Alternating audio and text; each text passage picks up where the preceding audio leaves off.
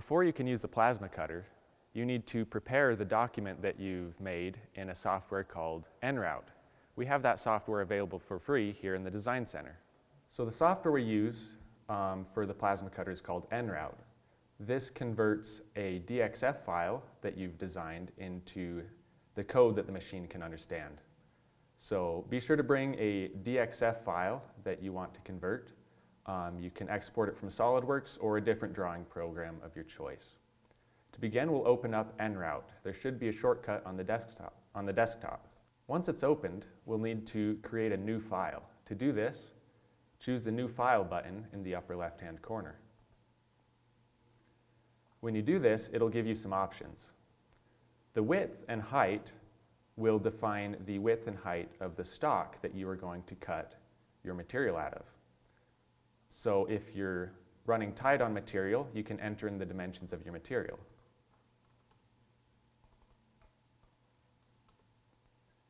But if you have plenty of material or you're not super worried about it, you can put in default values. Hit OK to proceed. This will bring up the screen that we'll use to design our part in. This red box shows the boundaries of the stock that we've created. It really isn't super important what size it is. It just matters that it's there. So make sure that you have the red box here before you continue. Next, we'll need to import the DXF file that we've prepared. To do that, we'll go to the upper left-hand corner again, and we're going to choose Import. Now choose the file that you want to convert. It will load the file here in the screen. We can select the whole or different parts of the file by clicking and dragging. You can see that it shows up in blue and red lines. The blue lines mean it's an external cut, and it will cut on the outside of that line. The red lines mean it will cut on the inside, like a hole. You can select certain parts of it, and you can delete if necessary. You can move the design around by clicking and dragging and moving it to where you want. You can also use the arrow keys to move it at small increments. There are several tools available if you need to modify your design. For example, I want to scale this part up. So I'm going to select it, go to Transform, and there's a bunch of different options I can use, such as Scale, Rotate, and Mirror. I'm going to choose Scale. I'm going to make it 2 times as large. I'm going to hit Apply, and now it's scaled the design. Hit Close to exit the tool. The other tools work similarly to this. Now it's important that I get my design positioned correctly on the build plate. The bottom left corner of this red box is the 0 position that we will choose later on the plasma cutter. If we get our design near this 0 position, it will make it much easier when we go to 0 the machine later, when we operate it. So simply move the design pretty close to this bottom left-hand corner. Right about here is going to be good enough for us. Next, we need to define the tool paths that the machine will take as it cuts this part. To do that, I'm going to select the part, go to Tool Paths, and choose Kerf Compensation. The plasma cutter, when it cuts, it will cut a small width in the metal, so you need to compensate for that width that it's going to cut. Under Kerf Width, choose 0.06 inches. This should be a number that's good enough for most projects. We also want to choose the entry and exit type. If we don't have an entry or exit type, then the plasma cutter will leave a small dimple in the side of your part. To choose an entry or exit, select the drop down and choose Line. Line usually works for most situations. You can change the angle that it enters and exits the cut, and also the length of the lead in and the lead out. I'm going to go with the default values for now. We can press OK, and it will generate the toolpath, which you can see by these lines with arrows on them. These green lines are the entries and the exit points. We may want to change the position of where they're at. You can do that by choosing Toolpath, Edit Toolpath, and Edit Entry Exit. Then you can click and drag the entry and exit points to different spots. Those positions should be good for those ones.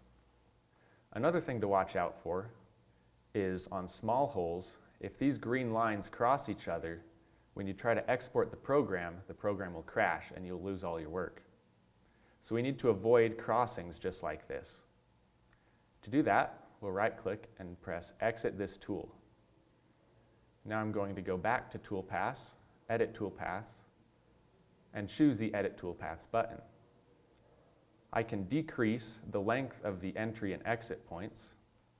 In this case, I'll choose 0.3 and hit OK. So now it's decreased the length of those green lines, but they still just barely overlap here. So I'm going to decrease them by just a little bit more.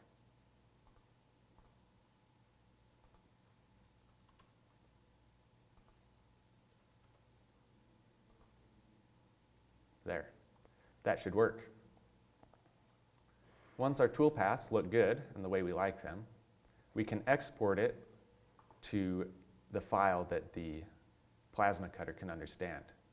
To do that, we go to Machining, Output, to File.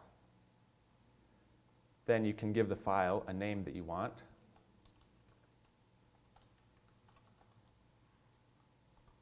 And save it in the location of your choice. We recommend that you save it to a separate USB drive to take to the plasma cutter for when you cut it. And that's how to use NRoute. All right, so once you've made your tap file, you'll bring your USB and your piece of metal over here to our plasma table. Okay, and then what we'll do is we need to turn the whole machine on. So we'll start with our monitor, and we'll turn the plasma box and the table on itself. All right, if the machine hasn't been turned on for the day, you'll need all these steps and then home the machines. Right here, click the home button. The machine is going to move to this lower left corner. It's going to take a minute, but when that's done, we can proceed to our next step. So next, well, you can use our arrow keys to jog the torch around. And right now, we'll just move it out of the way so we can put our sheet on the table. Move it out of the way, then we'll go into our table and grab our thickness gauge and measure the thickness of our sheet. And this is 10 gauge steel. So then we'll take our sheet that we just measured, put it on our table. You want it to be nice and stable. If it's rocky, we might want to move it to a better spot. So right here, it's nice and good. It's not going to wobble around. Then we can take our USB and put it into the bottom of the computer. So next, we'll open up our file. So we'll hit this yellow folder button, go to our tap that we created, and open it up. And here it shows. We measured on our sheet that it's 10 gauge thick. So there's a couple settings we need to configure to make sure the plasma table cuts right. So first on our screen, we will hit this configuration right here. We've got 10 gauge mild steel. And anything under about 3/16 thick, we can use 45 amp. But as you scroll down, there's different amperages of settings. So we'll stick with our 10 gauge mild and hit done. The next thing we need to do is take off our torch tip right here. So we'll undo the ground gently and unscrew this bottom section of our torch. With this, we're going to check the number on our tip. If it says 45, we want it to match. If you're using other settings, you'll use the correct tip accordingly. We'll check the wear of the tip. If it's still nice and round and not caved out and oblong, we're going to use it. So we'll assemble our torch back together, just like that. Screw it into the bottom. And hook up our ground once again. Next, there's one more setting we'll have to change, and it's going to be on the plasma box itself. All right, so the last setting we'll need to change is our amperage. So if everything's 45, this also needs to say 45, and you can use this knob right here to change it.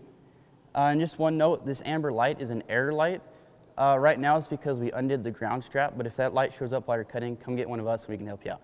For this case, we'll just cycle the power on the back of the box, and we should be good to set up our cut. Now we put our sheet down, we can use our arrow keys and page up and page down to find the origin of our cut, and that's going to be the bottom left corner of that red square we had in the NRoute. We're gonna move our torch around, page down just a little bit, and try to find a nice corner right here so we don't waste any material. Do a check, and while we're here, we'll also check the bubble level.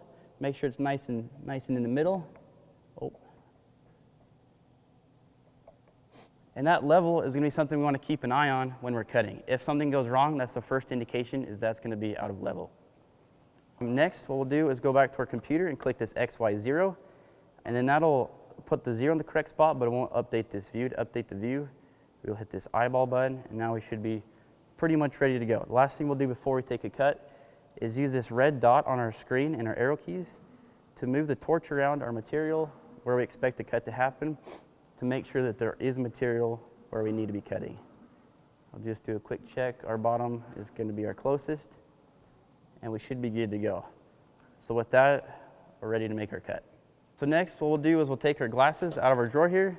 You do not want to look at this with your bare eyes. Put them on, and we can hit our go button. So right here in the top left is our green button. We might need to hit it twice if we moved our torch around since we loaded our file. We'll hit it once, and hit it twice. And then if something goes wrong, we'll keep our finger over the escape key so we can pause it nice and quickly.